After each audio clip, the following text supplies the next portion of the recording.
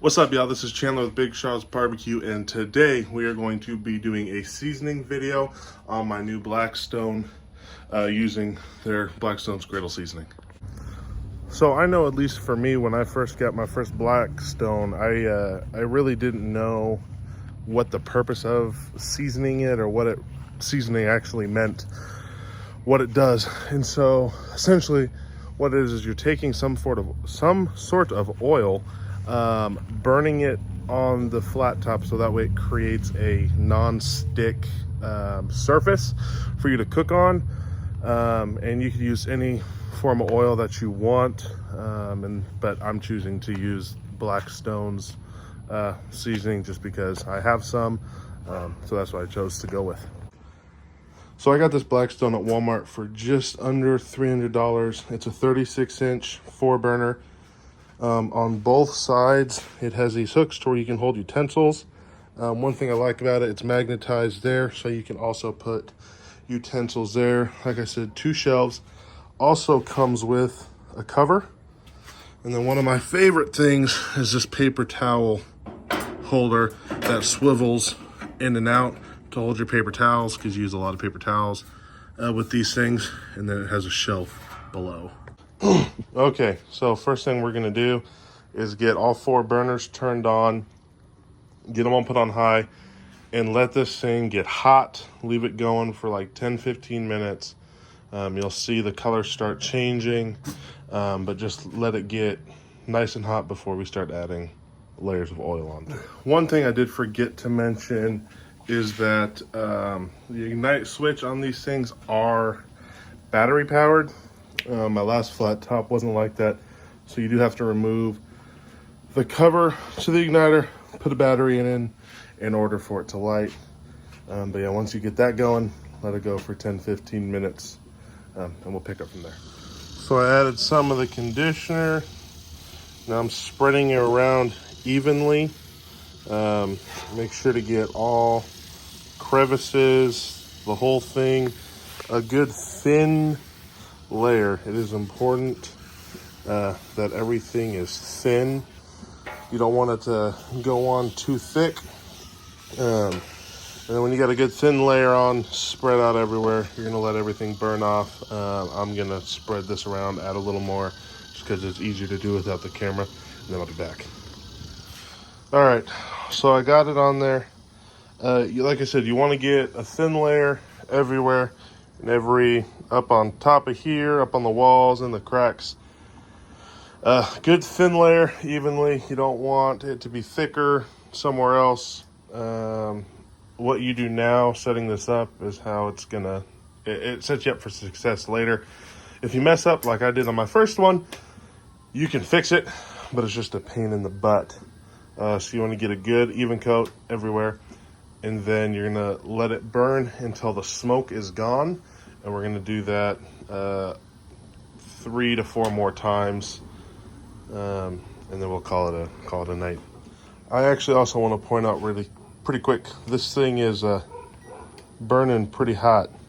On this side, it's a little hotter than on this side, because this third burner I didn't actually have turned on when I started, so it's a little behind. But I mean, we're up in the 5s over here, up in the 4s, high 4s over here, mid to high 4s. So burning pretty hot, which is nice. So I got a phone call while I was putting on the second layer, but the first layer burned off, and you can see, try to get my shadow out of the way, it's starting to get a little dark here. You can see where it's starting to change color right over the burners, and it's working its way out to the edges. It's going to change on the inside, obviously, first, because that's where it's hotter, and then it'll eventually work its way out to the rest. But that is 2 coats, and the second coat is currently burning. Okay, so I just put the final coat on, and for the most part, looks pretty good. Right here in the corners, still a little not as dark, but I will say that everything on here looks lighter than it looks lighter in the video than it actually does. This actually looks a lot darker. My hand looks a lot whiter than it normally would. So after this burns off, I'm gonna shut it off, and I'll call it a day. So overall process really easy, and you don't have to use the Blackstone conditioner. You can use whatever type of oil. One thing they say not to do is use, a lot of people say for your first time especially, use like bacon. You do not want to season it in bacon for the fact of it has a lot of salt, and that's how I messed up my first flat top that I had, caused it to rust.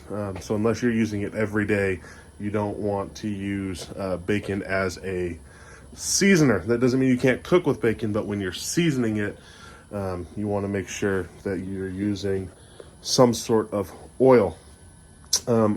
Also, this process works for any flat top. It doesn't have to be Blackstone. Blackstone is nice, but it's also a name brand, so you're paying more. So the last one I had was a 28-inch Expert Grill, which is Walmart's brand. I wanted something bigger, so I upgraded to a Blackstone, but this process works with any sort of flat top griddle. It does not have to be a Blackstone. It works, the Expert Grill and other ones work just as well. One thing I did check, as you guys kind of saw in one clip, was I was checking the temperature to see how hot it would get. When it's going to be hotter when you have some sort of oil on there, which this conditioning is, you can use it as an oil. I don't. A lot of times I use beef tallow, so like you can get like Wagyu tallow on Amazon, big thing of it for like 30 bucks. I like cooking in that. But when I had it on, I had some parts in the high fives, so as high as like 575, and I averaged around 540, but on the high side it was 570, and that's with it not completely on high. It's just below the top, as hot as it can go. I don't know why I did it that way. I think I just instinctually did, but I just noticed it. Anyway, I will catch y'all in the next video. Please like and subscribe. I'll talk to y'all later.